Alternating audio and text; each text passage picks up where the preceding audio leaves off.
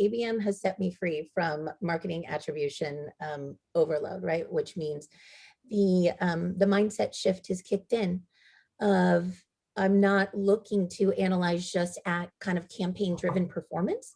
And instead, I am looking at something a bit more holistically. What we did as a compromise where the customer speakers allowed us to is we would record them and share them out with the sales team internally afterwards and saying, this is just for your reference. We're not promoting it on social, right? We're not putting it out publicly. You'll still get all the context and some of the questions that your prospects may have asked, but we did not want them to be a fly on the wall, because I think that's what happens when a webinar doesn't get the engagement, right? Is everybody's just a fly on the wall. They're multitasking, and your customers and prospects might not feel as comfortable with sharing some of this information because they're not in a peer group.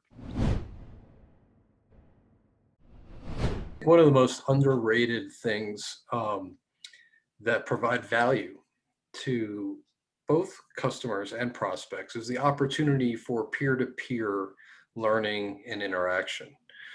Often, as marketers, we feel the burden of content to be put on our own shoulders. Like it's our event. We have to educate everyone on whatever topic that it is, and we need to be the expert on everything for every topic. And in reality, we find that more and more of our event attendees are really looking for just a forum, an opportunity to learn from each other. This is what I kind of love about this stuff is it's, when you get a curveball like a global pandemic, those moments where you find something new that works, like I bet this will still work even when the real world goes back to, normal. And so that's kind of how we've approached it. And we really got really intentional with just who we were inviting and making sure that we minimize the attendance so that we could keep the conversation aligned.